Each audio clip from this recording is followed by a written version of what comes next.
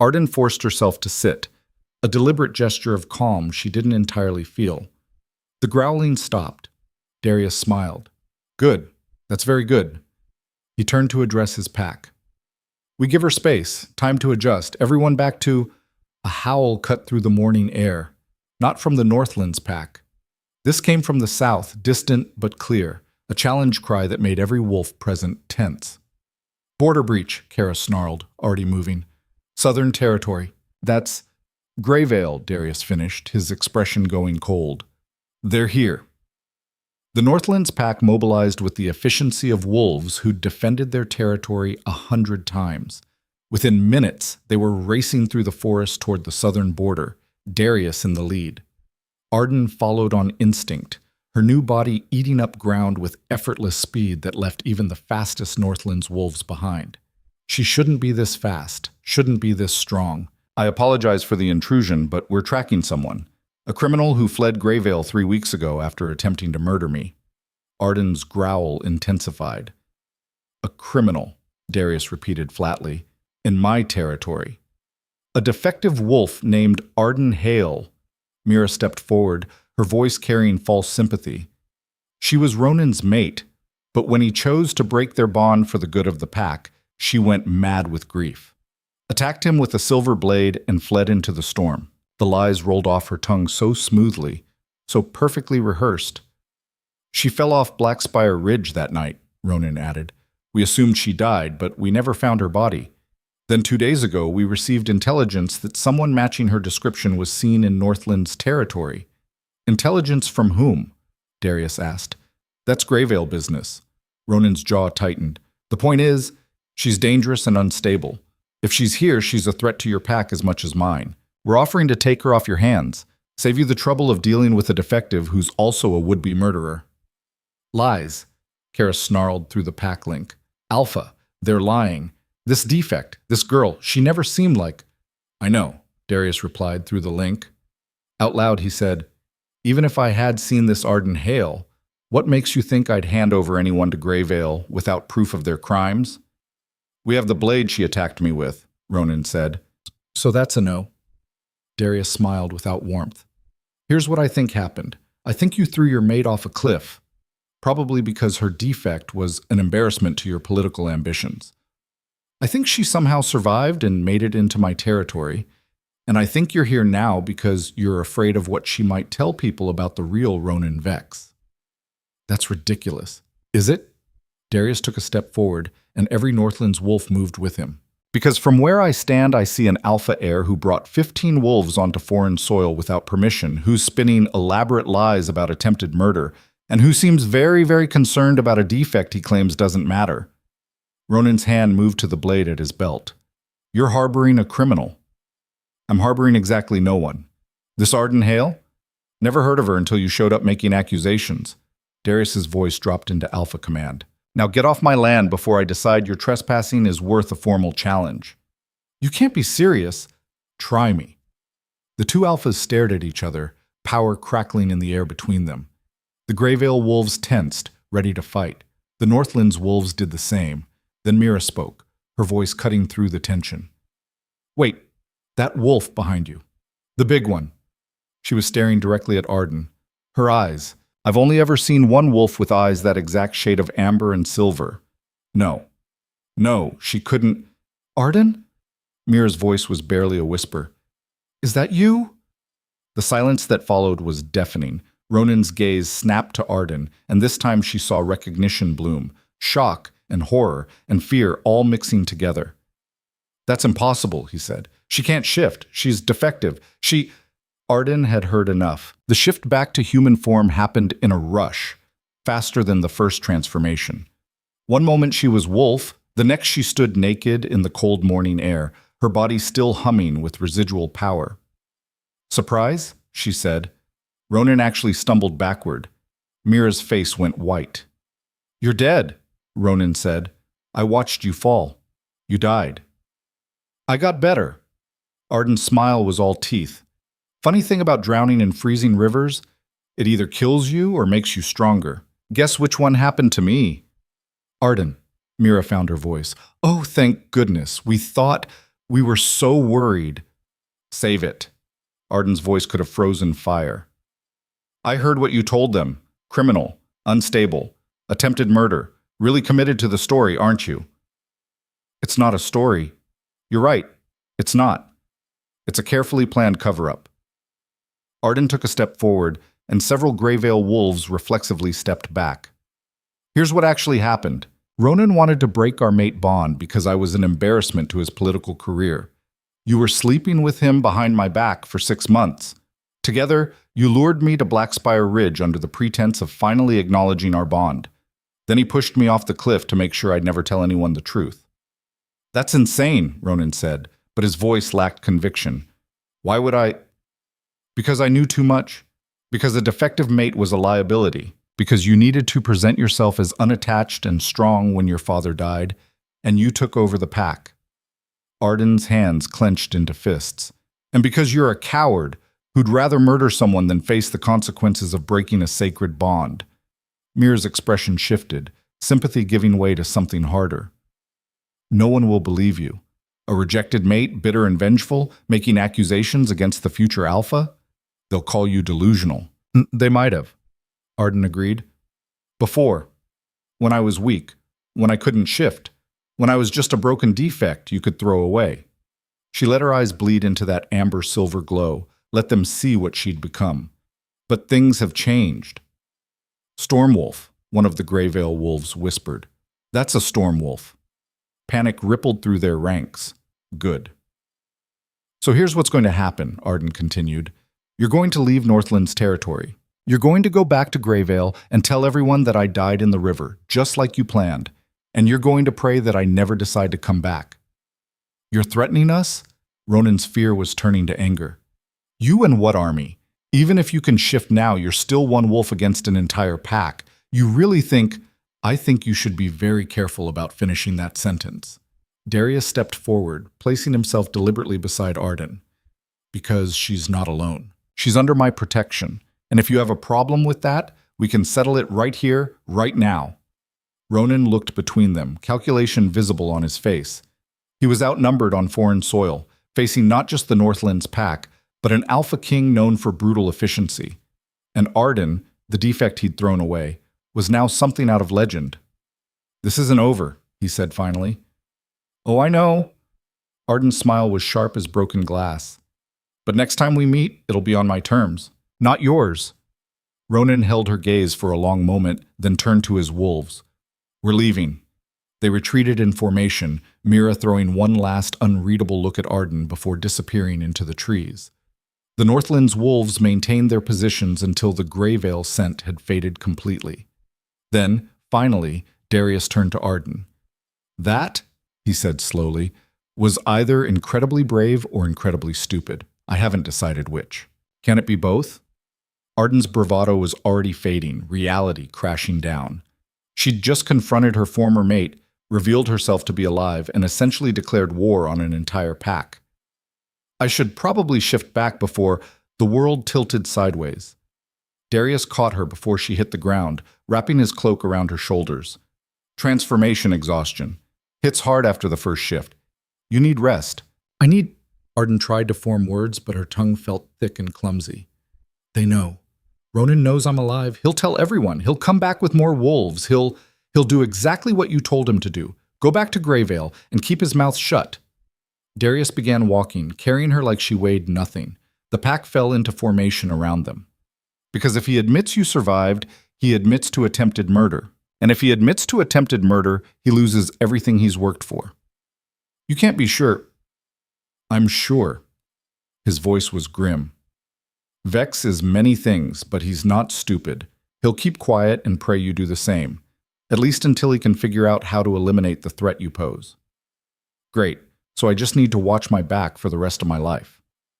Welcome to being powerful. Darius looked down at her. You didn't have to reveal yourself. You could have stayed hidden, let them believe their lies. Why didn't you? Arden was quiet for a moment. Because I'm tired of hiding, tired of being invisible, tired of being the defect everyone overlooks. She met his gaze. You told me to choose what kind of wolf I wanted to be, strong enough to punish my enemies or strong enough to rise above them.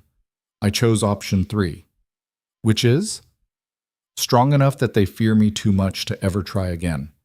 Darius laughed, the sound genuine and surprised. You know what? I think you're going to fit in just fine here. The journey back to the cabin passed in a blur. Arden drifted in and out of consciousness, her body struggling to process the aftermath of transformation and confrontation. When she finally woke fully, night had fallen and she was back in the narrow cot, wrapped in furs. Darius sat beside the fire, sharpening that same blade she'd seen him work on weeks ago. How long was I out? Arden asked. 16 hours. He didn't look up from his work. You talked in your sleep. Interesting things about Greyvale politics and Ronan's secret alliances. I didn't...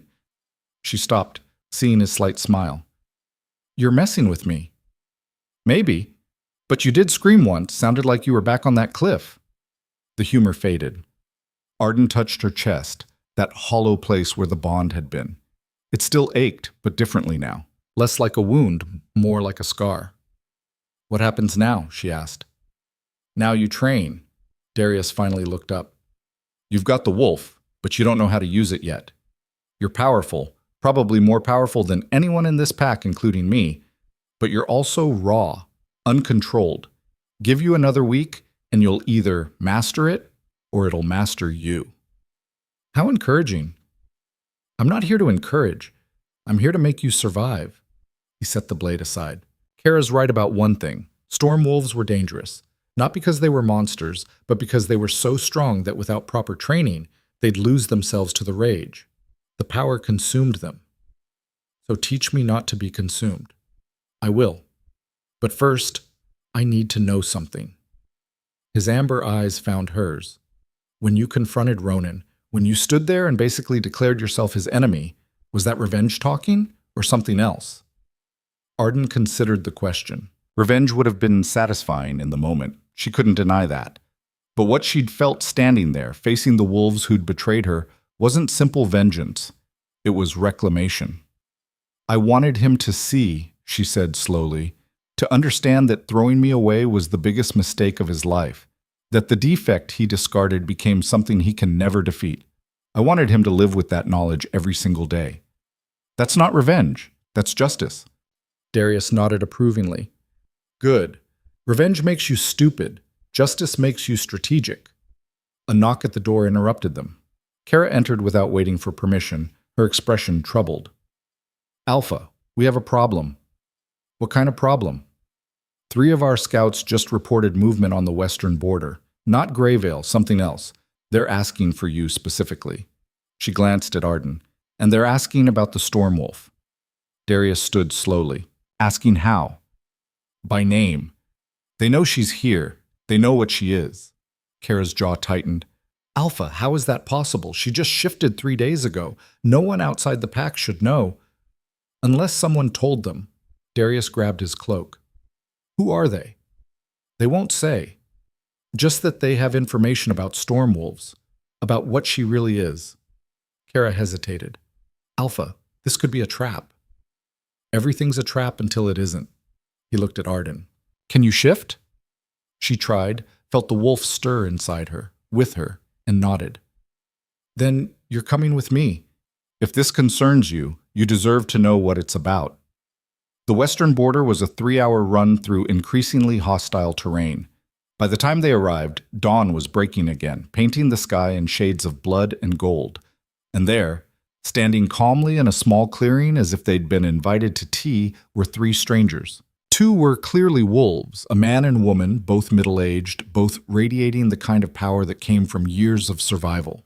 But it was the 3rd figure that made Arden's newly enhanced senses scream warnings. An old woman, thin as winter ice, dressed in robes covered with symbols that matched the ones carved in the awakening grounds. Her eyes were milky white, blind, but somehow Arden felt them tracking her movement with perfect precision. Darius Kyle, the woman said, her voice like wind through dead trees. Still alive. How disappointing.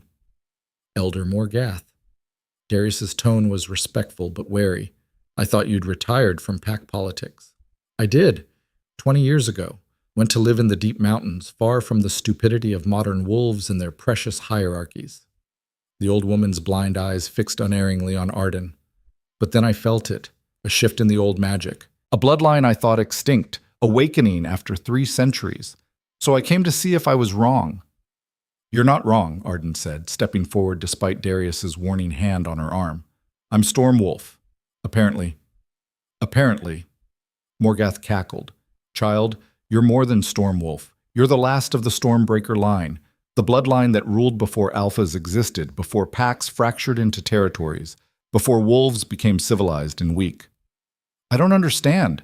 Of course you don't. Your pack made sure of that. The old woman spat on the ground. Greyvale knew what you were from the moment you were born. The elders sensed it. They suppressed your transformation deliberately. The world seemed to tilt. What? Your mother's bloodline carried the Stormbreaker gene, dormant for generations. When you were born, they tested your blood and found it active. So they poisoned you. Morgath's voice was matter-of-fact, as if discussing the weather. Slowly, carefully, from infancy. A compound designed to block transformation while leaving you otherwise healthy, kept you defective, kept you weak, kept you from becoming what you were born to be. That's impossible, Arden whispered. But even as she said it, memories surfaced, medications she'd taken for her health, herbs her mother insisted she drink daily, treatments that were supposed to help with her condition. All poison, all lies. Why?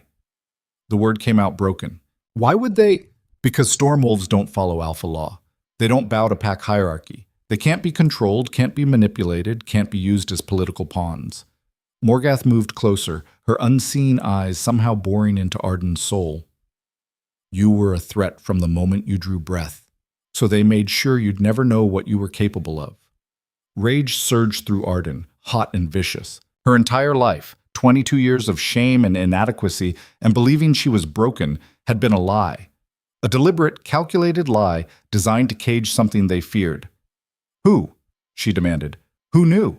Who ordered it? The Greyvale elders, your parents, and Ronan Vex's father, Alpha Marcus. Morgath smiled without warmth. They all knew, all conspired to keep you suppressed. And it would have worked, too, if Ronan hadn't been stupid enough to throw you off that cliff. The trauma broke through the poison's last hold. Let your wolf finally claw its way free. Arden's legs gave out.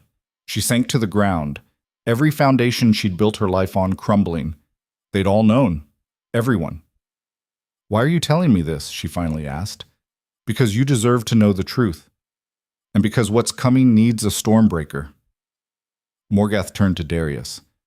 You felt it, haven't you? The old power stirring, the ancient compacts fraying. Change is coming to the wolf world, whether the packs want it or not. I felt something, Darius admitted. But I don't know what... War. The old woman's voice was flat. The southern packs are forming an alliance. They plan to march north, claim this territory, and establish a new order. They'll be here within the month. That's suicide.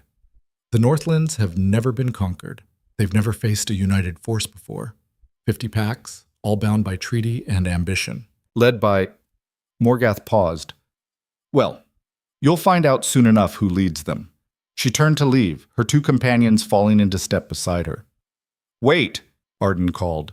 You came all this way just to tell us we're about to be invaded? I came to tell you what you are, and to give you a choice. Morgath looked back over her shoulder. You can hide here in the Northlands, safe and anonymous, or you can reclaim what was stolen from you. March back to Greyvale. Take your rightful place as the last Stormbreaker. And when the war comes, stand as what you were always meant to be. Not an alpha, not a subject, but a force of nature that chooses its own path. And if I choose wrong, then everyone dies. The Northlands fall. The Southern Alliance establishes a reign that will make the old days look gentle. And the Stormbreaker bloodline ends with you, the last wolf poisoned into submission by those too afraid to let power exist outside their control. Morgath smiled. No pressure. She disappeared into the forest, leaving Arden and Darius staring after her. Well, Darius said after a long silence, this day just got significantly worse. Arden couldn't speak, couldn't think. Her entire existence had been a lie. Her parents had poisoned her. Ronan's family had known and used it to their advantage. Every moment of shame, every whispered insult, every time someone had called her defective, all of it based on a deliberate conspiracy to cage something they feared. And now war was coming. She looked at her hands, human now, but she could feel the wolf just beneath the surface, waiting. All that power, finally free, finally hers. But for what? To fight a war she hadn't started? To defend a pack that wasn't hers? To march back to Greyvale and claim a birthright from people who'd spent her entire life trying to destroy her? "What do you want to do?" Darius asked quietly. Arden thought of Ronan's face when he'd seen her alive, thought of Mira's calculated betrayal, thought of an entire pack that had whispered about her defect while knowing the truth all along. She thought of Elder Morgath's words. "Choose your path. I want to burn it all down," she said. Then she shifted, feeling the transformation come easier this time, feeling the Stormwolf emerge with savage joy, and threw back her head to howl a challenge that echoed across every territory for 100 miles. Behind her, Darius smiled. "Good," he said to the massive wolf standing before him. "Then let's teach them why they were right to fear you." The War Council convened in Darius's Great Hall 3 days later, and the tension was thick enough to choke on. 20 of the Northland's strongest warriors crowded around a massive table carved from a single ancient oak, their faces grim. Maps covered the surface, territorial boundaries, supply routes, defensive positions, everything they'd need to survive what was coming. Arden stood at Darius's right hand, in human form but radiating the kind of power that made even the most seasoned wolves keep their distance. She'd spent the last 72 hours learning to control her Stormwolf, to shift at will, to channel the rage that threatened to consume her into something sharp and focused. She was getting better. But better and mastered were vastly different things. "The Southern Alliance will hit us from 3 directions," Kara said, marking the map with swift, precise movements. "East through the mountain passes, west along the river valley, and south through the open plains. Standard pincer strategy designed to divide our forces." "How many total?" Darius asked. "Best estimate? 300 wolves, maybe more." Eric's voice was grim. "We have 70 combat-ready warriors. Even with home territory advantage, those are suicide odds. Not if we don't fight them head-on." All eyes turned to Arden. She'd been silent through most of the meeting, listening, learning. Now she stepped forward and traced a different path on the map. "They're expecting you to defend, to fortify the stronghold and make them come to you, so don't." "Explain," Darius said. "The Southern Alliance is 50 packs bound by treaty. That's their strength, unified numbers. But it's also their weakness." Arden's finger moved across the map, indicating the various territories.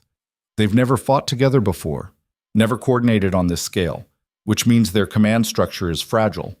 Hit the right pressure points, and the whole thing collapses." "You want to divide them?" Kara said slowly, understanding dawning. "Turn them against each other."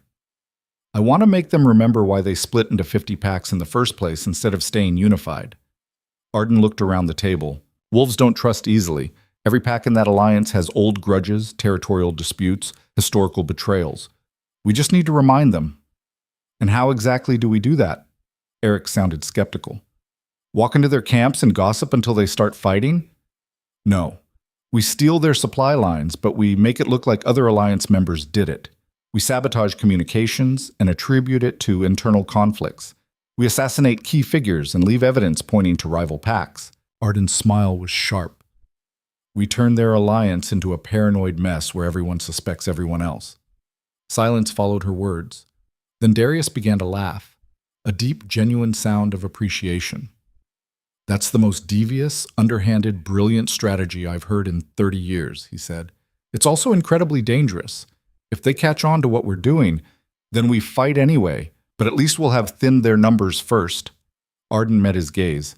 "You said the Northlands have never been conquered. Let's make sure they never are." "There's another problem." Kara's expression was troubled.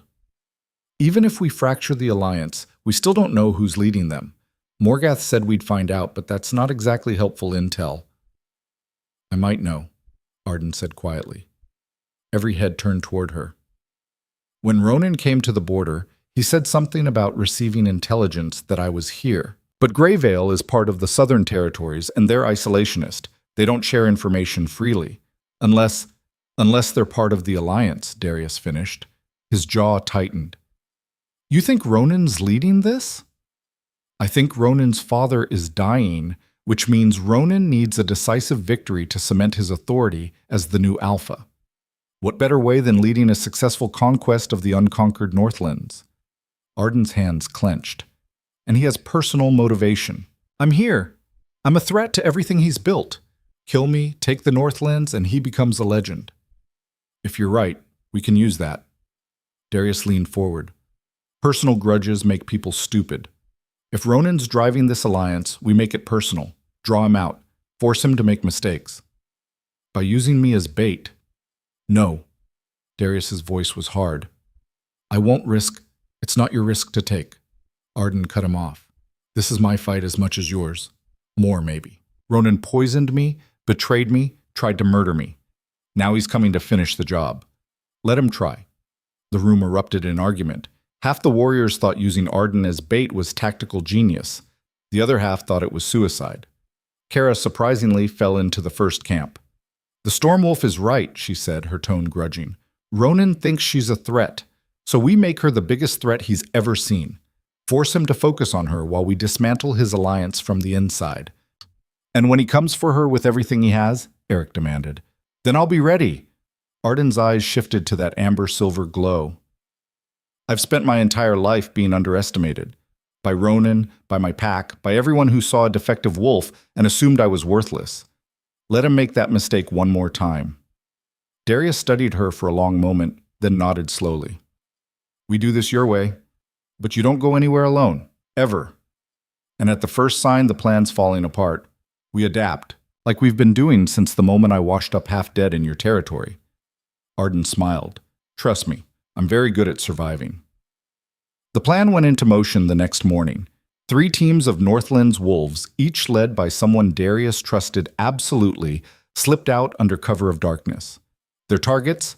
Supply caches belonging to 3 different alliance packs, Iron Ridge, Silver Creek, and Thornwood. Arden went with the team targeting Iron Ridge, along with Kara and 2 other wolves named Marcus and Lydia. They traveled fast and silent through territory that grew increasingly hostile the further south they went. Iron Ridge borders Silver Creek, Kara explained as they crouched in the undergrowth, watching the supply depot from half a mile away.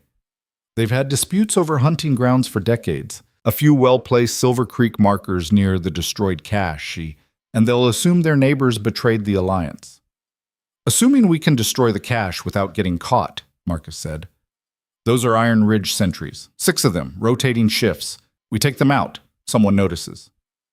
So we don't take them out. Arden was studying the depot layout, her enhanced senses picking up details the others couldn't see. We wait until the shift change. 3-minute window when the old sentries leave and the new ones arrive. Hit the cache during that gap. Be gone before anyone realizes what happened. 3 minutes isn't enough time to... It is if you're fast enough. Arden was already moving, her body low to the ground. Trust me. They waited in tense silence as the sun climbed higher. Finally, the sentries began to move, the old guard heading back toward the main camp, the new rotation approaching from the opposite direction. Now, Arden breathed. They moved as one, covering ground with supernatural speed. Arden reached the cache first, her claws extending to tear through the canvas coverings. Food, water, medical supplies, weapons, everything an army needed to sustain itself. She grabbed a container of lamp oil and began pouring it over everything. Markers, Mraz, Kara hissed, planting Silver Creek territorial stones around the perimeter while Marcus and Lydia continued destroying supplies. Arden struck flint to steel. The oil caught immediately, flames leaping hungrily across the cached goods. 2 minutes gone, Marcus warned. They ran, disappearing into the forest seconds before the new sentries crested the hill and saw the inferno. The sounds of alarm carried on the wind, shouts, howls, chaos. Phase 1 complete, Kara said with grim satisfaction. Let's see how long their alliance holds when they start suspecting each other. Over the next week, the Northlands teams struck 6 more times. Each raid was perfectly executed. Each left evidence pointing to internal betrayal. And slowly, inevitably, the Southern Alliance began to fracture. Reports filtered back through scouts and spies. Iron Ridge and Silver Creek had nearly come to blows over the supply depot incident. Thornwood was accusing Redwood of sabotaging their communications. Two smaller packs had withdrawn from the alliance entirely, citing trust issues with their supposed allies, but Ronan held it together. Barely. "He's good," Darius admitted one evening as they reviewed the latest intelligence. "Better than I expected. Every time a pack threatens to leave, he finds a way to keep them in line. Threats, promises, whatever it takes. The alliance is wounded, but not dead." "Then we need to hit harder." Arden traced a new path on the map. "Here, the alliance's main war camp, where Ronan's keeping his command structure. That's suicide, even for you." "Not if I'm not there to fight." Arden's smile was cold. "Just there to be seen. Let Ronan know I'm watching. Let him know I'm not afraid. Make him angry enough to do something stupid. You want to provoke him into attacking prematurely." "I want to provoke him into breaking his own alliance. If he prioritizes killing me over maintaining unity, the other packs will notice.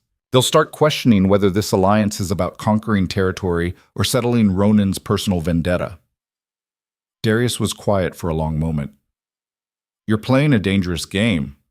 "I know, but it's the only game I know how to play anymore." Arden met his gaze. "I'm not the scared defect who fell off that cliff.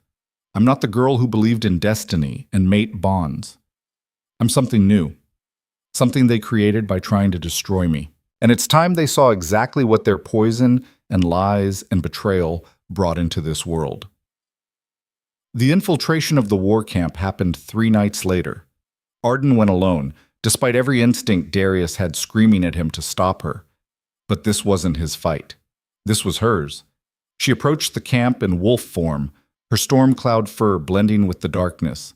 The sentries never saw her. She moved like smoke, like shadow, like the natural disaster her bloodline was named for. The command tent sat in the center of the camp, heavily guarded but not impenetrable.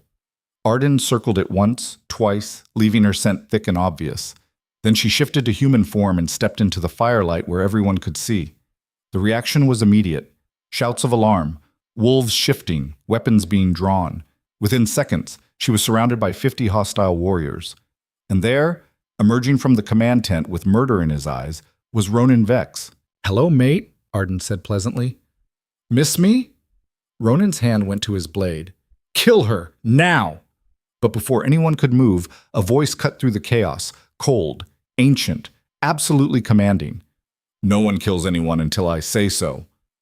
The crowd parted and Arden's blood turned to ice, because walking toward her, flanked by 6 of the most terrifying wolves she'd ever seen, was someone she'd only heard about in horrified whispers. Aldrich Thorne, the Ghost King, the Alpha who'd supposedly died in the Great Purge 30 years ago, taking his bloodline with him. Except he clearly hadn't died at all. "Well, well." Aldrich's voice was smooth as silk over steel. "The little Stormbreaker. I've been waiting to meet you." "That's impossible," Arden said. "You're dead." Reports of my death were greatly exaggerated. Aldrich smiled, and it was the smile of something that had forgotten how to be human. "I've been in exile, building my strength, waiting for the right moment to return. And then I heard a fascinating rumor that a storm wolf had emerged for the first time in 3 centuries, that the Stormbreaker bloodline lived, that someone with the power to challenge the old order had finally appeared." He circled her, predatory and patient. "So I reached out to young Ronan here, made him an offer, help me conquer the Northlands, and I'd help him solve his little defect problem." Aldrich's eyes glowed with malicious amusement. He was very eager to accept. Personal vendetta makes people so wonderfully cooperative. "This is your alliance," Arden said, pieces clicking into place. "You're leading them. I'm using them. There's a difference." Aldrich stopped directly in front of her. "The Southern Packs think they're conquering new territory. Ronan thinks he's eliminating a threat. But what they're really doing is providing me with an army to reclaim what was stolen from me 3 decades ago. The Northlands. Not just the Northlands, everything. The entire Northern Territories, united under one rule. Mine." He leaned closer. "And you, little Stormbreaker, are the key to making it happen." "I'll never help you?" "You already are." Aldrich gestured to the surrounding camp. "Your raids, your sabotage, your clever little psychological warfare, It's all been forcing the Alliance to consolidate under stronger leadership. My leadership. You've been doing my work for me. Arden's stomach dropped. They'd played right into his hands. But here's what you don't know, Aldrich continued. The Stormbreaker bloodline isn't just powerful, it's binding. In the old days, before alphas, the Stormbreakers were the ones who chose rulers. Their acknowledgement made leadership legitimate. Without it, any claim to power was just force and fear. So what? You think I'll acknowledge you?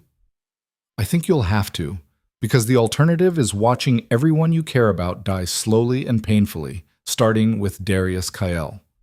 Aldrich's smile widened.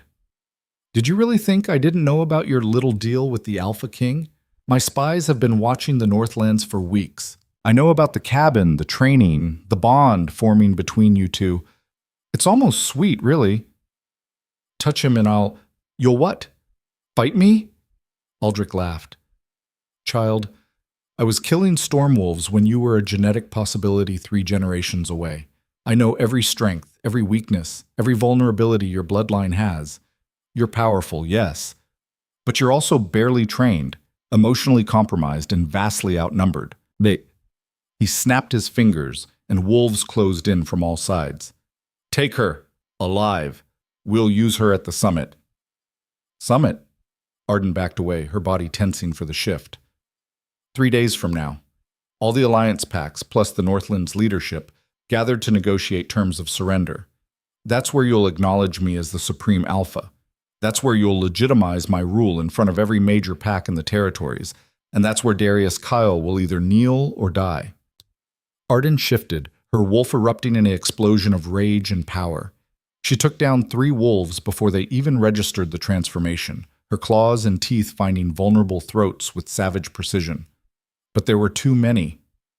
For every wolf she dropped, 2 more appeared. They didn't try to kill her. Aldrich wanted her alive. But they had no such restrictions about causing pain.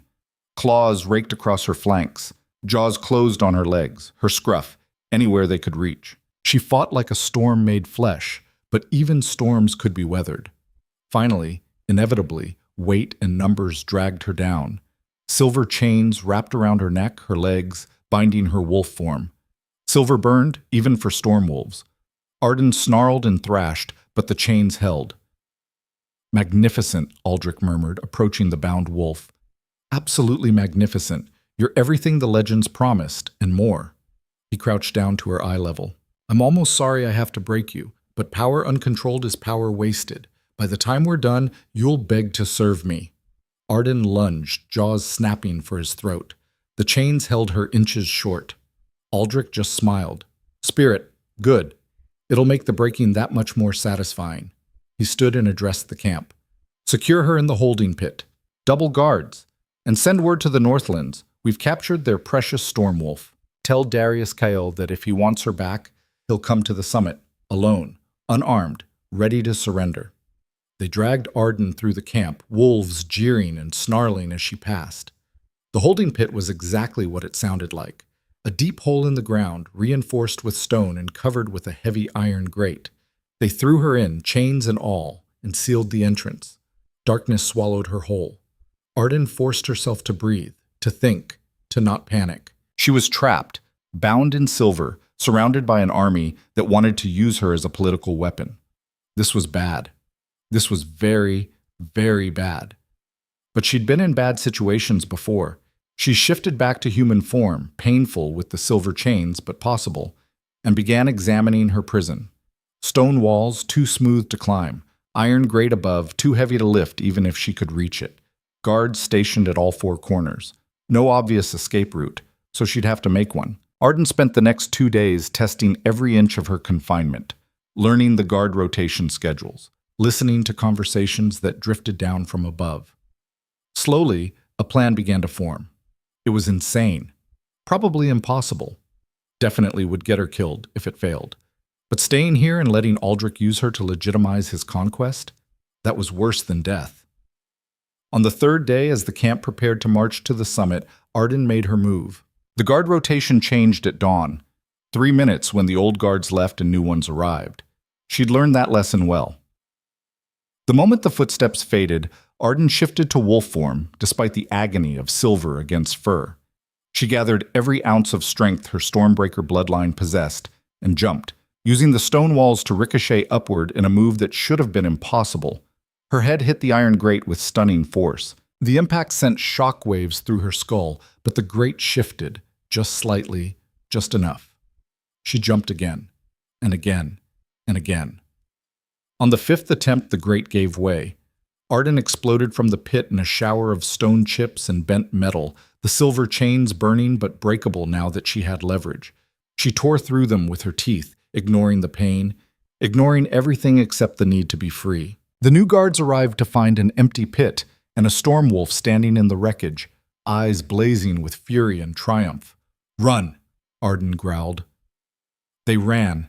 She was gone before the alarm could be raised, disappearing into the pre-dawn forest with blood on her fur and vengeance burning in her chest. Behind her, the camp erupted into chaos, shouts, howls, Aldrich's enraged roar shaking the trees, but Arden was already miles away, running faster than she'd ever run, heading north toward the only place that had ever felt like safety, toward Darius.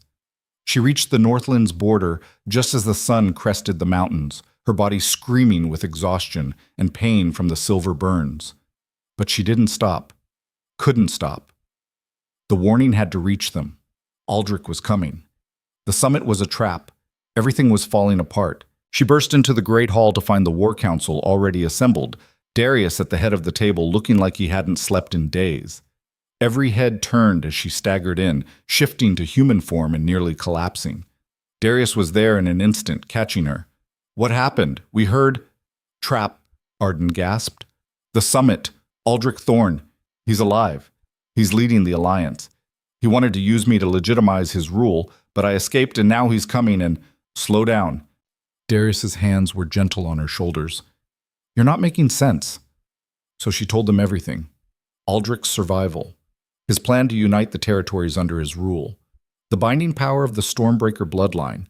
The summit that was really an execution disguised as negotiation. When she finished, the War Council sat in stunned silence. "If Aldrich controls the Southern Alliance, we can't win," Kara said finally. "Even fractured, there are too many. And if he's as powerful as the legends say—" "We fight anyway," Darius interrupted. "Because surrendering means death for all of us. At least fighting gives us a chance." "There might be another way." All eyes turned to Arden. She was shaking, exhausted, still bleeding from silver burns, but her voice was steady. "Aldrich wants Stormbreaker acknowledgement to legitimize his rule, so we give it to him." "You can't be serious," Eric said. I'm absolutely serious. We go to the summit. I acknowledge him publicly in front of all the Alliance packs." Arden's smile was sharp and terrible. "And then I challenge him, one-on-one, for leadership of the territories. You just said he's killed Stormwolves before. He's killed Stormwolves who were trained from birth, who knew their power inside and out." Arden stood straighter. "I'm not that. I'm raw, unpredictable, angry enough to burn the whole world down. That's my advantage. He can't predict what I'll do because I don't know what I'll do. I'm chaos, and chaos doesn't fight by the old rules." Darius studied her for a long moment. If I lose, I die and Aldrich takes control anyway. Same outcome as surrendering, but at least this way I go down fighting." She met his gaze. "Unless you have a better idea." He didn't. None of them did. "Then we go to the summit," Darius said, "but not to surrender, to declare war on our terms." The next 48 hours passed in frantic preparation. Messengers were sent to every corner of the Northlands, calling in warriors from the furthest reaches of the territory. Weapons were sharpened, strategies refined, contingency plans made for every possible outcome. And Arden trained. Darius worked with her personally, pushing her harder than ever before. Not just to control her power, but to weaponize it. To turn rage into precision, chaos into calculated destruction. "Aldrich will underestimate you," he said, as they sparred in the training grounds, both in wolf form. "He'll see you as a tool he failed to capture, not a threat. Use that. Let him think he's winning right up until the moment you tear his throat out." They clashed again, and this time Arden managed to get past Darius's guard, her jaws closing on empty air where his throat would have been if this were real. "Better," he acknowledged, shifting back to human. But you're still thinking too much. Storm wolves aren't tactical fighters. They're overwhelming forces of nature. Stop trying to outthink him. Just be the storm. I don't know how. Yes, you do. You did it in the cave when you finally let your wolf free.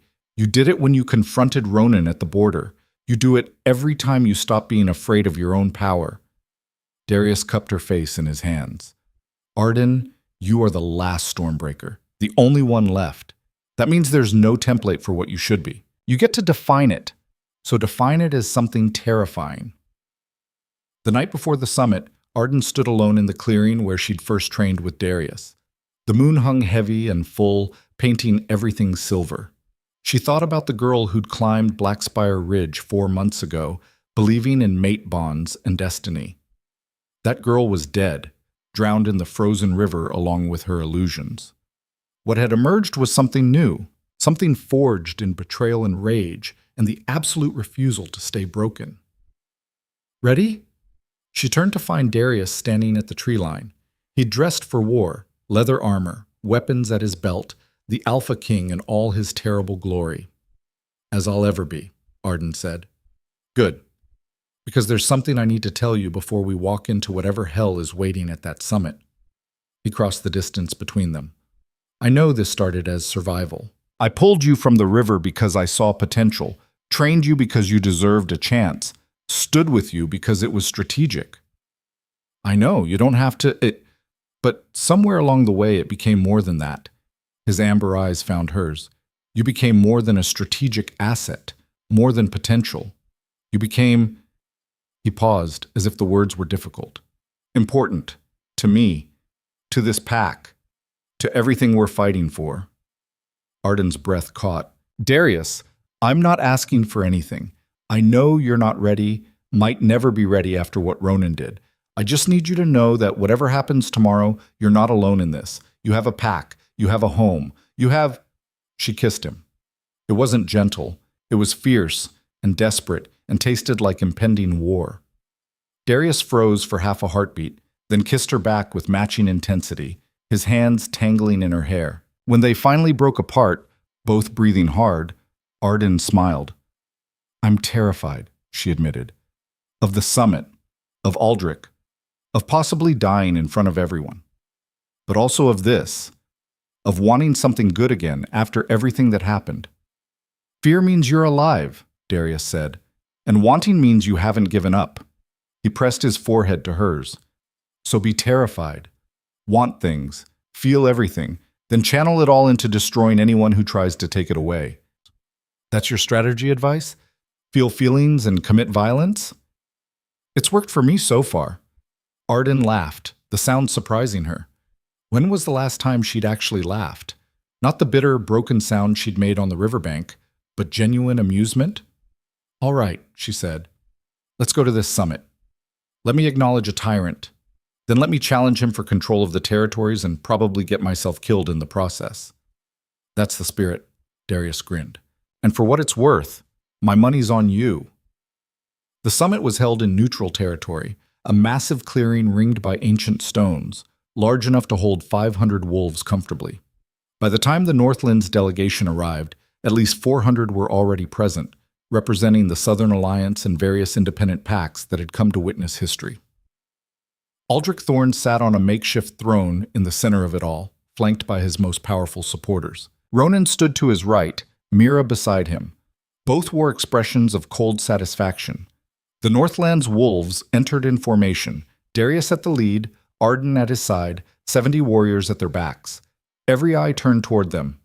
Darius Hale, Aldrich called out, his voice carrying across the clearing.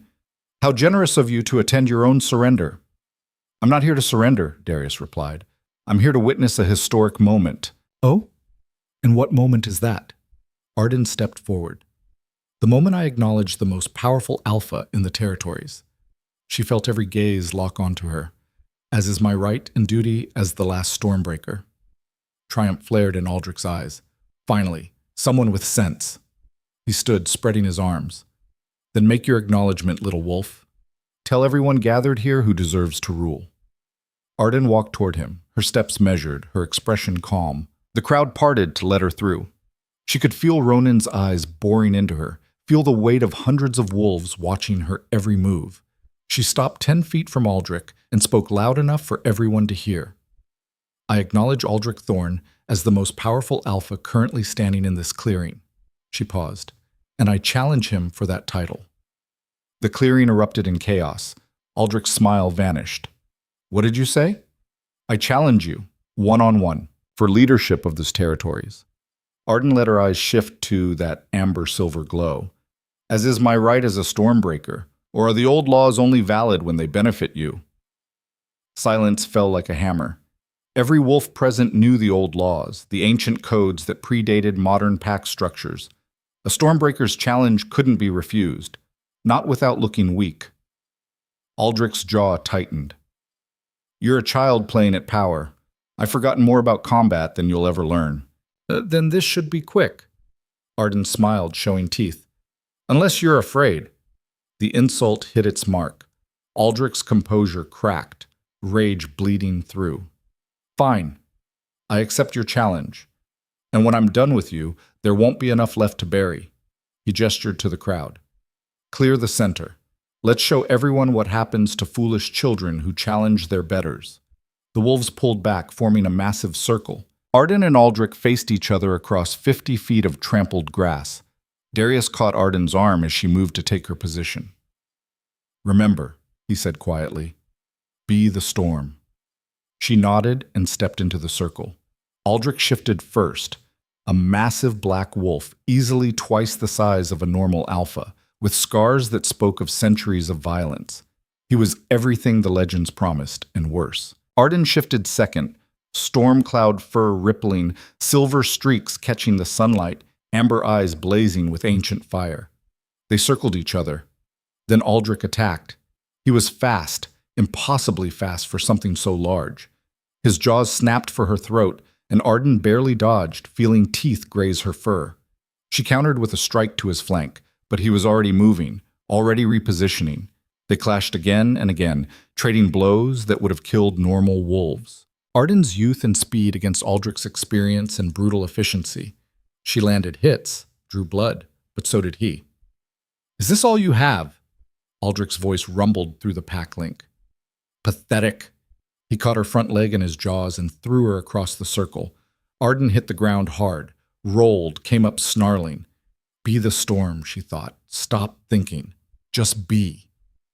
She stopped trying to fight tactically, stopped trying to predict his moves. Instead, she let the rage take over. All the fury of 22 years of poison and lies, all the pain of betrayal and near death, all the power of a bloodline that had been suppressed and denied and finally set free. She became the storm. Arden's next attack wasn't calculated. It was chaos made flesh. She hit Aldrich from 3 directions at once. Impossible. But she was moving too fast for eyes to track, too unpredictable for even his experience to counter. Her claws found his shoulder. Her teeth tore his ear. Her weight drove him backward. For the first time in the fight, Aldrich looked uncertain. What? Arden didn't let him finish. She was everywhere, nowhere, a force of nature that couldn't be fought, only endured. Every technique Darius had taught her, every lesson learned through pain and survival, every ounce of her Stormbreaker power, she poured it all into an assault that didn't slow, didn't stop, didn't give Aldrich room to breathe. He tried to fight back, but he was fighting a storm. And storms didn't play by rules. Finally, inevitably, she found an opening. Her jaws closed on his throat, not crushing, not killing, but holding. A clear gesture of dominance. Aldrich went still. The clearing was silent except for their harsh breathing. Yield, Arden growled through her grip on his throat. For a long moment, Aldrich didn't move. Then slowly, deliberately, he shifted back to human form. Arden released him and did the same, both standing naked and bloody in the center of the circle. I yield, Aldrich said, loud enough for everyone to hear. The Storm Wolf has won! The crowd erupted, some in cheers, some in shock, some in outright horror, but none in disbelief. They'd all seen it. The last Stormbreaker had challenged the Ghost King and won. Arden turned to face the assembled wolves, her voice carrying across the clearing. I claim no territory, she said. I demand no allegiance, I seek no throne. But know this, the old ways are done. The Stormbreaker bloodline answers to no one, and anyone who tries to use poison, lies, or betrayal to control what they fear will answer to me. Her gaze found Ronan in the crowd. He'd gone pale, his eyes wide with an emotion that looked a lot like terror. The summit is over, Arden continued. The alliance is dissolved. Go back to your territories. Live in peace or don't. That's your choice. But if you bring war to the Northlands, if you threaten what I've claimed as mine, you'll learn exactly why they called us Stormbreakers. She shifted back to wolf form and walked toward Darius, the crowd parting like water before her. The Alpha King met her halfway, shifting to wolf as well. They stood side by side, facing down 400 wolves who could have attacked, could have refused to accept what had just happened. Instead, one by one, they lowered their heads. Not in submission, in acknowledgement. The storm wolf had returned, and nothing would ever be the same. The crowd began to disperse slowly, wolves from different packs eyeing each other with a mixture of wariness and uncertainty. The alliance Aldrich had built was crumbling before their eyes, but the implications of what had just happened were still sinking in. Arden remained in wolf form, standing beside Darius as they watched Aldrich push himself to his feet. Blood streaked down his chest from where her teeth had held his throat, and his eyes blazed with humiliation and rage barely contained. "This isn't over," he said quietly, for her ears only. "You may have won today, but you've made an enemy who knows how to wait." Arden shifted to human form, standing naked and unashamed. "Then wait. Spend the rest of your life watching over your shoulder, wondering when the Stormwolf will come for you. I think that's punishment enough." Aldrich's jaw clenched, but he said nothing more.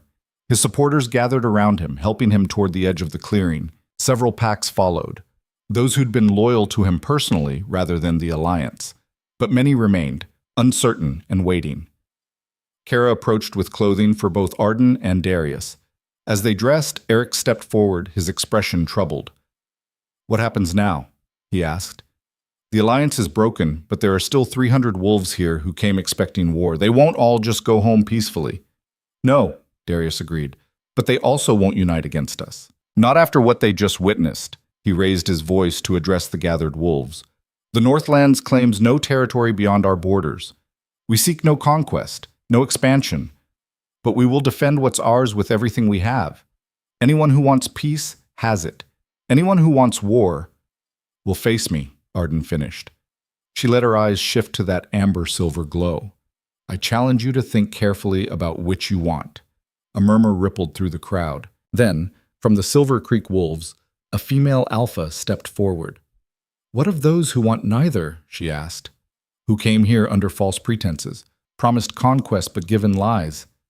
What becomes of us?" "That's your choice," Arden said. "Go home. Rebuild.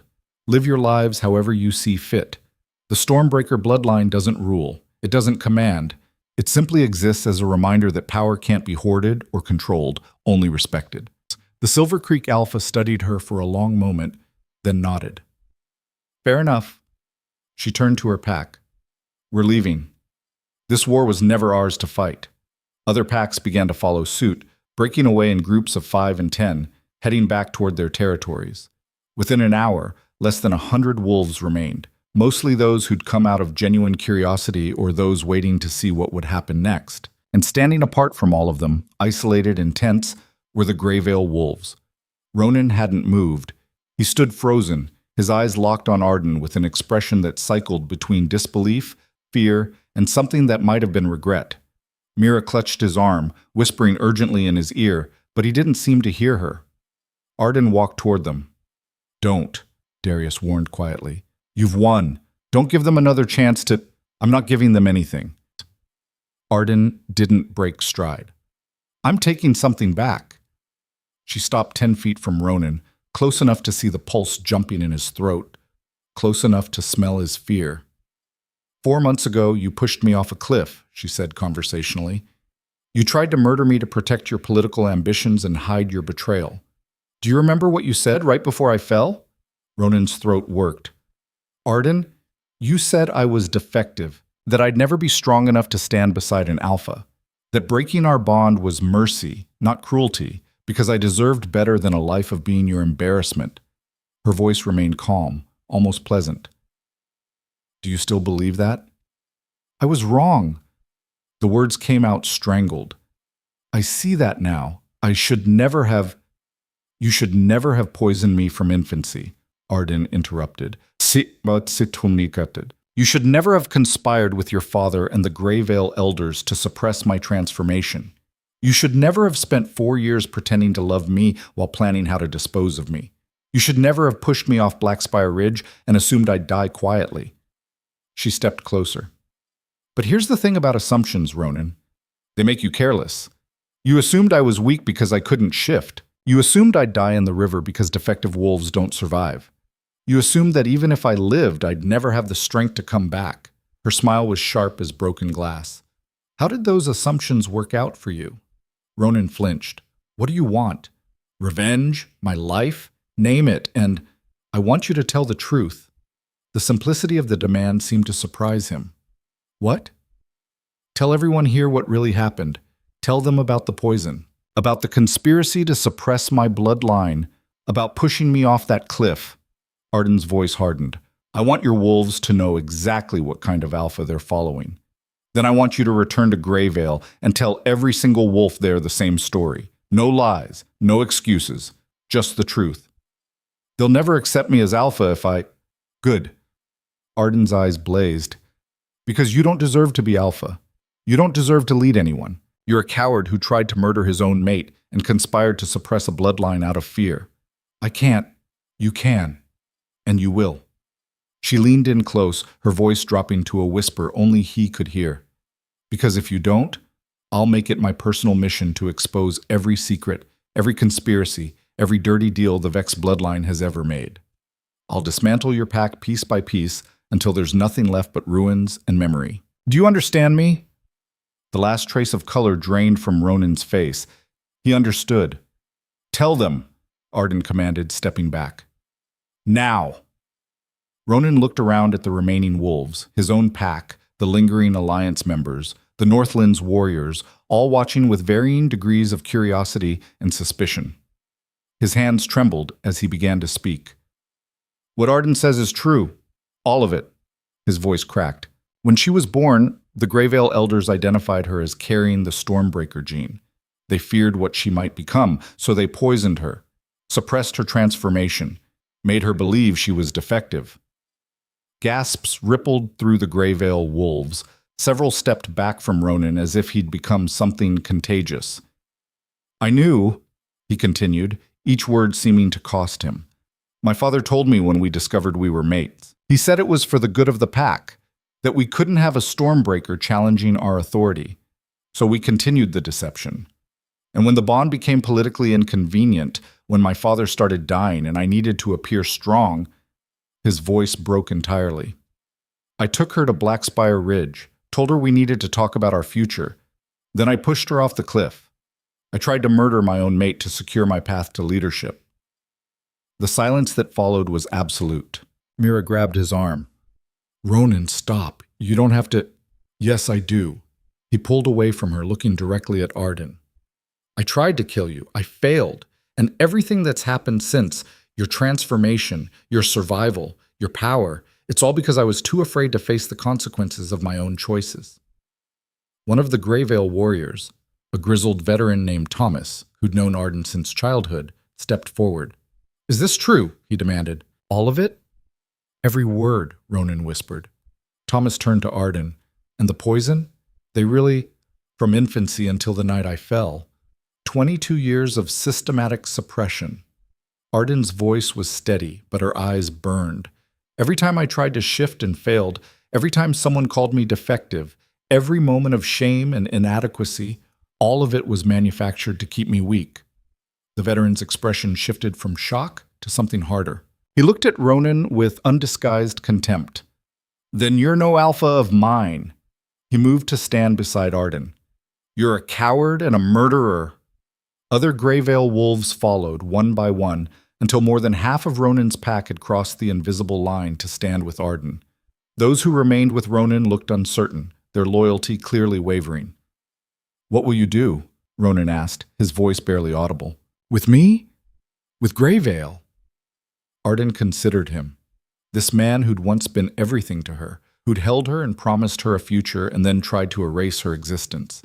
She felt nothing, not rage, not satisfaction, not even pity, just a vast, cold emptiness where the mate bond had been. I'm going to do what you were too afraid to do, she said. I'm going to go home, to Greyvale, and I'm going to fix what you and your father broke. You can't just... I can. I'm the last Stormbreaker. I'm the one your pack poisoned and feared, and I'm the one who's going to show them what true leadership looks like. She turned to Thomas and the other Greyvale wolves who'd joined her. Anyone who wants to come with me is welcome. Anyone who wants to stay with Ronan can rot, Thomas finished. I've followed weak alphas before. Never again.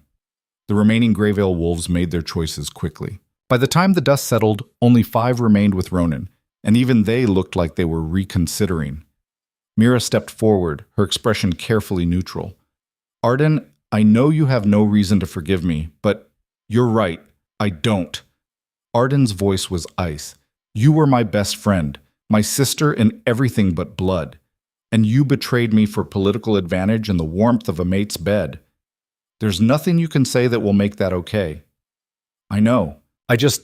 I need you to understand that I thought I was doing the right thing, for the pack, for yourself, Arden corrected. You wanted to be Alpha's mate, wanted the power and respect that came with it. I was an obstacle, so you helped remove me. Own it, Mira. At least Ronan had the courage to admit what he did.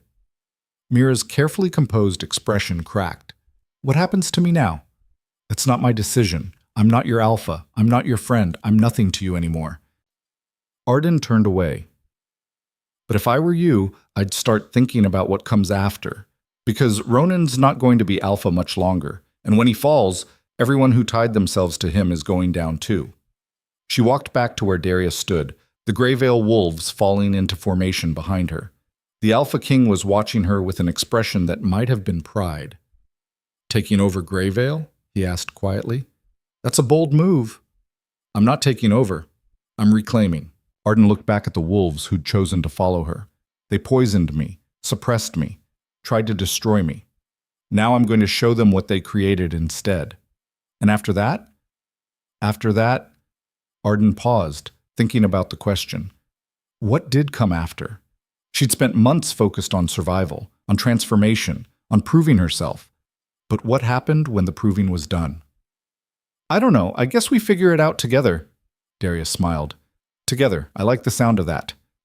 The journey to Greyvale took 3 days. Arden led her small group of defectors across familiar territory that felt alien now, seeing it through eyes that could detect scents and sounds she'd never noticed before. Everything was sharper, clearer, more vibrant in ways her human form had never experienced. She'd expected resistance when they reached the border, but the sentries took one look at the Greyvale wolves accompanying her and stood aside. News traveled fast in wolf packs, and the story of what had happened at the summit had spread like wildfire. The pack house stood exactly as she remembered, a sprawling compound of stone and timber, housing nearly 200 wolves. But as Arden walked through the gates, she saw it differently now, not as home, but as the place where her cage had been built. The main courtyard was crowded with wolves, all gathered to see the defect who'd become a legend. Arden could smell their fear, their curiosity, their uncertainty. They didn't know what to make of her. Good. Let them wonder. Elder Counselor Bray stood on the steps of the main hall, the same man who'd overseen her attempted blood oath in Blackspire. He looked older now, diminished somehow, as if the weight of his secrets had finally become too heavy to carry. Arden Hale, he said, his voice wavering slightly. You return to us transformed. The pack rejoices to see you alive and... Save it, Arden interrupted. She climbed the steps until she was eye level with him. You don't get to pretend you're happy I'm alive. You were part of the conspiracy that poisoned me. You knew what I was, and you helped suppress it for 22 years. The courtyard went silent. Bray's throat worked. It was decided by the council that for the good of the pack, for the good of your power, Arden corrected. You were afraid that a Stormbreaker would challenge the comfortable hierarchy you'd built. So you poisoned an infant and condemned her to a lifetime of shame and inadequacy. She She let her eyes shift to amber silver. How does it feel, knowing that your fear created exactly what you were trying to prevent? We had no choice. There's always a choice. You chose to be cowards. Arden raised her voice to address the entire pack. I'm here because this is my home. This is where I was born, where I grew up, where I believed I was defective because that's what you told me. But I'm not here for revenge. I'm here to fix what's broken. Fix what? Someone called from the crowd. Everything. The corrupt leadership that prioritized power over truth. The poisonous culture that called children defective instead of helping them. The fear that drove good wolves to do terrible things. Arden turned in a slow circle, making sure every wolf could see her. I'm here to offer you a choice.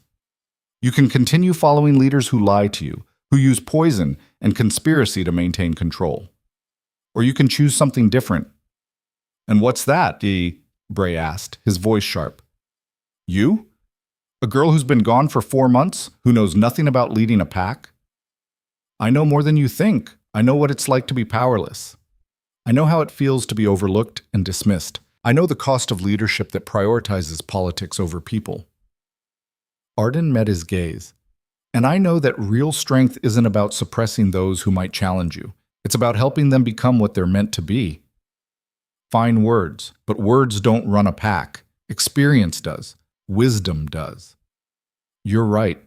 Arden stepped back. Which is why I'm not here to be your alpha. Confusion rippled through the crowd. Then what? Bray started. I'm here to challenge the current leadership structure. To expose the conspiracy that's been rotting this pack from within. To give wolves a choice about what kind of pack they want to be. She looked at Thomas and the other Greyvale wolves who'd followed her. These wolves chose to walk away from corrupt leadership. More will follow. And when enough have left, when the old guard is exposed for what they are, this pack will either rebuild on a foundation of truth or it will collapse under the weight of its own lies. You can't just destroy everything we've built. Watch me. The confrontation that followed was less dramatic than Arden had imagined. She'd expected resistance, maybe even a challenge. Instead, she got resignation. Bray and the other elders knew they were finished. With Ronan exposed and discredited, with their conspiracy laid bare, they had no power left. Some tried to justify their actions, to explain how they'd been protecting the pack. Others simply accepted their fate in silence. Within a week, the entire council had stepped down.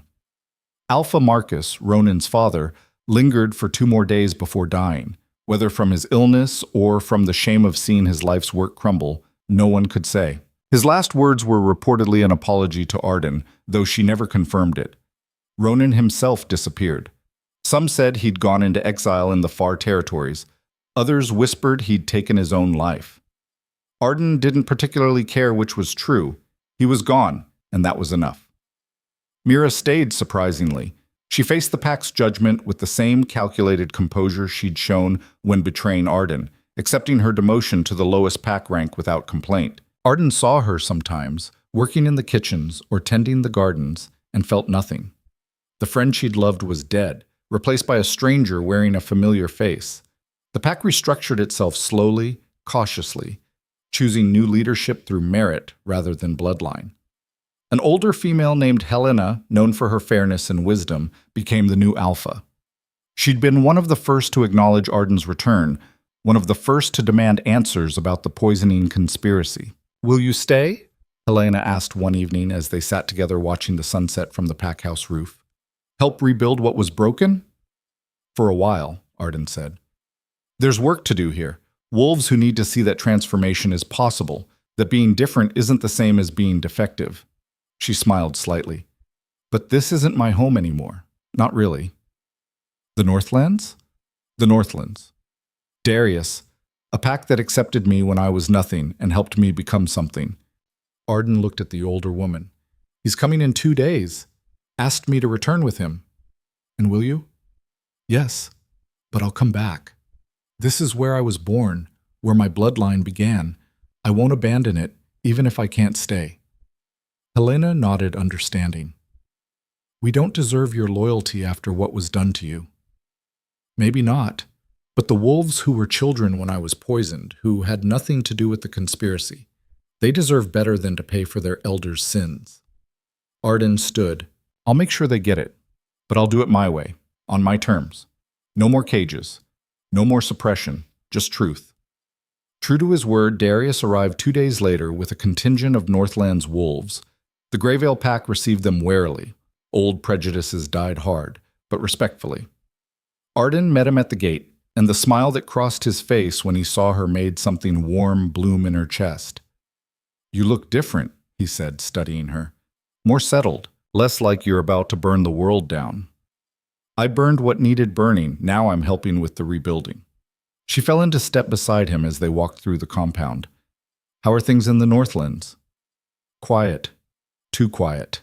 The wolves are getting restless without someone to fight." His grin was wicked. "Kara's been particularly insufferable. She says if you don't come back soon to give her a proper challenge, she's going to march down here and drag you back herself." "I'd like to see her try." "So would I. My money's still on you." They spent the evening touring Greyvale, Darius meeting with Helena and the new council while Arden reconnected with wolves she'd known her entire life. It was strange seeing how they looked at her now, not with pity or contempt, but with something approaching awe. She was a story they could tell their children. The defective wolf who became a stormbreaker. The girl who survived betrayal and transformed into legend. She wasn't sure she liked being a story, but she supposed it was better than being forgotten. That night, Arden took Darius to the cliff where it had all begun. Blackspire Ridge loomed against the stars, dark and forbidding, the watchtower just visible at its peak. "This is where he pushed me," she said, standing at the edge and looking down at the churning river far below. "Where I fell and should have died." Darius stood beside her, close enough that she could feel his warmth. "What does it feel like coming back here?" "Like closure." Arden took a deep breath of cold mountain air. "I spent months angry, furious at what they did, what they took from me. But standing here now, I realize they didn't take anything. They just delayed it. Everything I was supposed to become, I became anyway. Just not in the way they expected." "And Ronan? Mira? The pack that poisoned you? They're consequences of their own choices. Ronan's in exile or dead. Mira's rebuilding a life from nothing. The pack's learning that lies have costs." She turned to face him. "I could spend the rest of my life seeking revenge, making them pay for every moment of suffering. Or I can let it go and focus on what comes next." "Which are you choosing?" "The second one, I think." Arden smiled. "With some help." Darius pulled her close, and she let herself lean into his strength. For so long she'd been alone. Even when surrounded by pack, even when mated to Ronan, she'd been fundamentally isolated by the secret of her suppressed bloodline. But standing here with Darius, with a wolf who'd seen her at her lowest and helped her climb to her highest, she finally understood what partnership actually meant. "Come home with me," Darius said quietly. "Not because you're running from this place, but because you're choosing the Northlands, choosing the life we can build together." "As what? Your mate?" "As my partner, my equal. The storm wolf who stands beside the Alpha King, not because destiny demands it, but because we choose each other." He cupped her face in his hands. No bonds, no fate, no mystical connection forcing us together. Just two wolves who've seen the worst of the world and decided to face whatever comes next as a team. Arden kissed him, pouring every ounce of emotion she couldn't voice into the gesture. When they finally broke apart, her decision was made. "Let's go home," she said. They left Greyvale the next morning, taking with them a dozen young wolves who'd asked to train in the Northlands. Helena blessed their departure, promising to visit and maintain the alliance between the territories. The journey north felt different this time. Not a desperate flight from death, but a deliberate choice to embrace life. Arden ran in wolf form beside Darius, feeling the wind in her fur, the earth beneath her paws, the absolute freedom of movement without restriction or fear. This was what she'd been denied for 22 years. This joy, this power, this fundamental rightness of being exactly what she was meant to be. When they finally crossed into Northland's territory, Kara was waiting at the border with half the pack. She took one look at Arden and grinned. "About time you came home," she said. "We've got work to do. The Western clans have been pushing boundaries, the Eastern territories are requesting arbitration on a hunting dispute, and someone needs to teach these new recruits that you can't just throw yourselves at problems and expect to win." "Sounds like you missed me," Arden said. "Missed having someone worth fighting. These weaklings, Kara gestured dismissively at the other warriors, who protested loudly. They're too easy. Then let's fix that. The welcome celebration lasted 3 days. Wolves from across the Northlands came to witness Arden's official acknowledgement as Darius's partner, not as his mate, bound by mystical forces she didn't control, but as his chosen equal in all things. The ceremony was held in the same clearing where she'd first encountered the Northlands pack, where they'd looked at her with contempt and seen only a defective wolf from a weak territory. Now they cheered as she stood beside Darius, both in wolf form, howling their declaration to the moon. Afterward, as the celebration continued into the night, Arden found herself standing apart from the crowd, looking up at stars that seemed brighter here than anywhere else. Thinking about what comes next? Darius appeared beside her, offering a cup of honeyed mead. Thinking about what almost didn't come at all. Arden took the cup but didn't drink. 4 months ago, I was falling off a cliff. Broken, betrayed, convinced I was going to die. If you hadn't found me, you would have survived anyway. Maybe not as quickly, maybe not as easily, but you would have survived, because that's what you do. Darius's voice was certain. I gave you tools and opportunity. You did the rest. We did the rest, Arden corrected. I couldn't have become this without you. Without the Northlands. Without wolves who challenged me instead of coddling me, who pushed me to my limits and then demanded I go further. So what now? You've reclaimed your birthright, exposed the conspiracy, rebuilt Greyvale's leadership, and established yourself as a force no one will ever underestimate again. What does the last Stormbreaker do next? Arden considered the question. She could return to Greyvale permanently, lead the pack she'd been born to. She could travel the territories, establishing herself as the neutral arbiter Stormbreakers had once been. She could do 1,000 different things, but only one felt right. I build something new, she said. Not a pack exactly. More like a sanctuary. A place where wolves who don't fit the normal mold can come to train, to transform, to discover what they're capable of when given the chance. Wolves like you were. Wolves like I was. Arden agreed. The defects, the outliers, the ones who are told they're broken because they're different. I want to show them what I learned, that being different isn't weakness. It's potential waiting to be unlocked. Darius smiled. I think that's the best idea I've heard in 30 years. Where would you build this sanctuary? Here, in the Northlands, if you'll have us. Us? The wolves who don't fit anywhere else. The ones who need a home that accepts them exactly as they are while helping them become more. She turned to face him fully. I can't do it alone.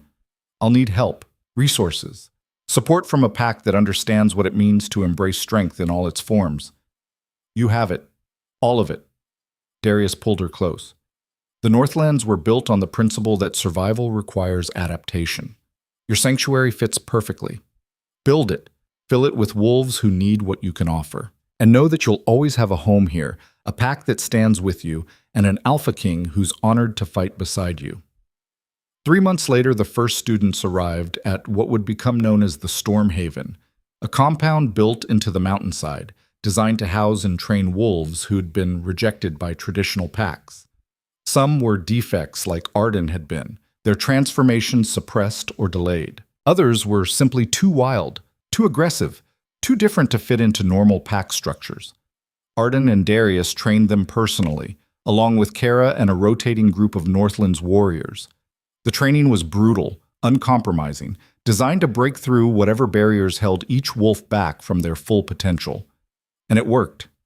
Within a year, Stormhaven had produced 15 fully transformed wolves who'd previously been considered defective. Word spread quickly about the sanctuary in the Northlands, about the storm wolf who'd overcome her own suppression to help others do the same.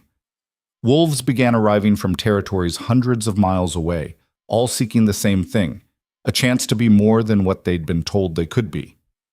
The sanctuary grew. So did Arden's reputation. She became known not as the defective wolf who'd been cast aside, but as the Stormbreaker who'd transformed tragedy into triumph, and then offered that transformation to others. On the anniversary of her fall from Blackspire Ridge, Arden stood on the training grounds watching her students spar. Some fought in wolf form, others in human. All fought with a ferocity that came from having something to prove to the world, to their old packs, to themselves. "You've built something remarkable," Helena said.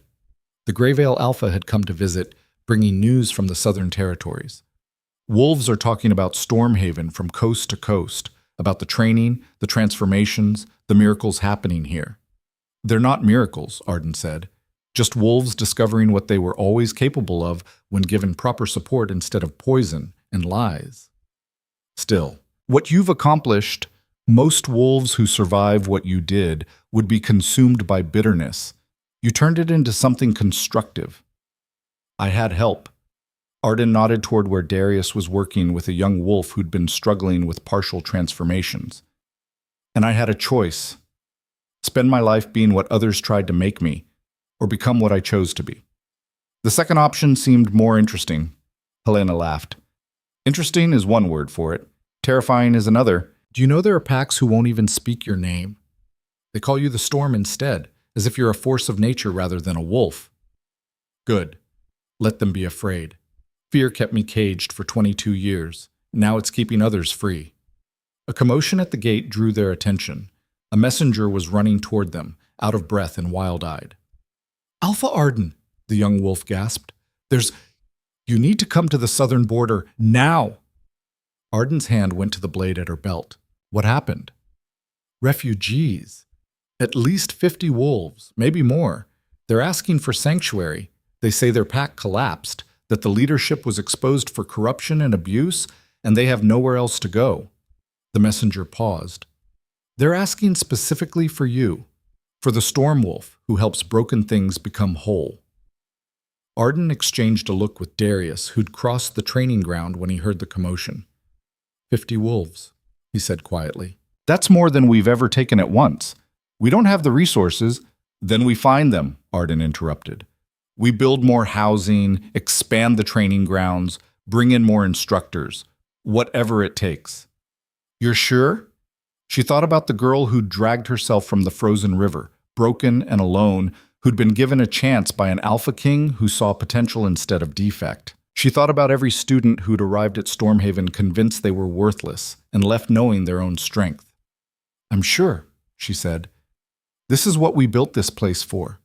To give sanctuary to wolves who have nowhere else to turn.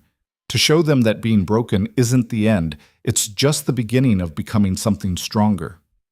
Darius smiled, that fierce expression that meant he was about to do something either brilliant or insane. "Then let's go welcome our new students." They stood together on the southern border as the sun set, watching 50 exhausted, frightened wolves approach. These weren't warriors or fighters. They were the overlooked ones, the weak ones, the wolves who'd survived their pack's collapse through luck more than strength. They looked at Arden with desperate hope, seeing salvation in the Stormwolf who'd become legend. "You came to the right place," Arden told them, her voice carrying across the assembled refugees. "Welcome to Stormhaven. Welcome home."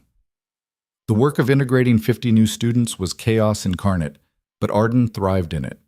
She'd learned long ago that chaos wasn't something to fear.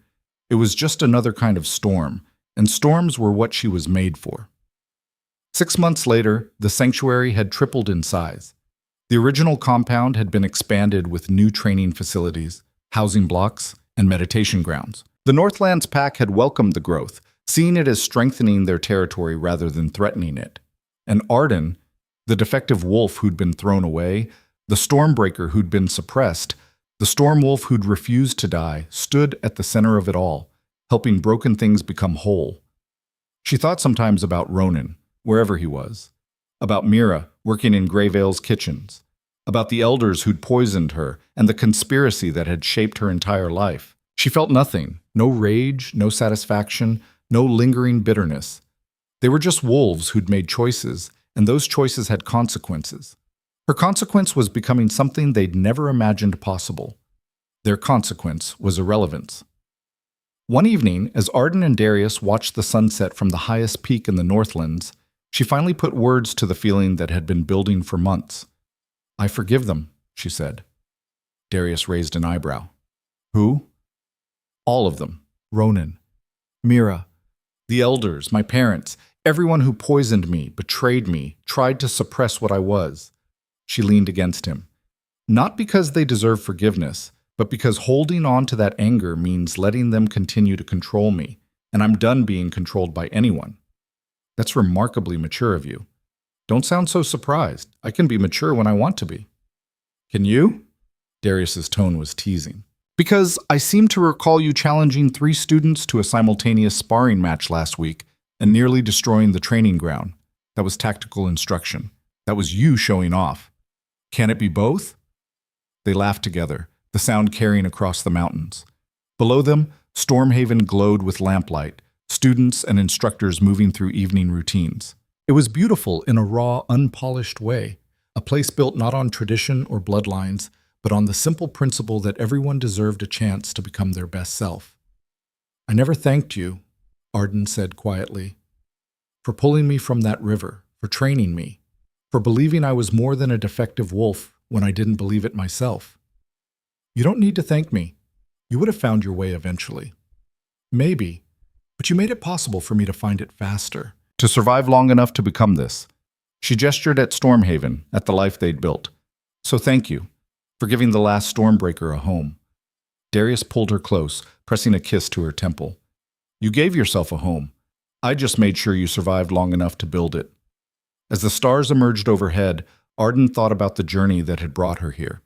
The fall, the river, the pain and transformation and brutal lessons. Every moment of suffering that had forged her into something stronger than she'd ever imagined possible.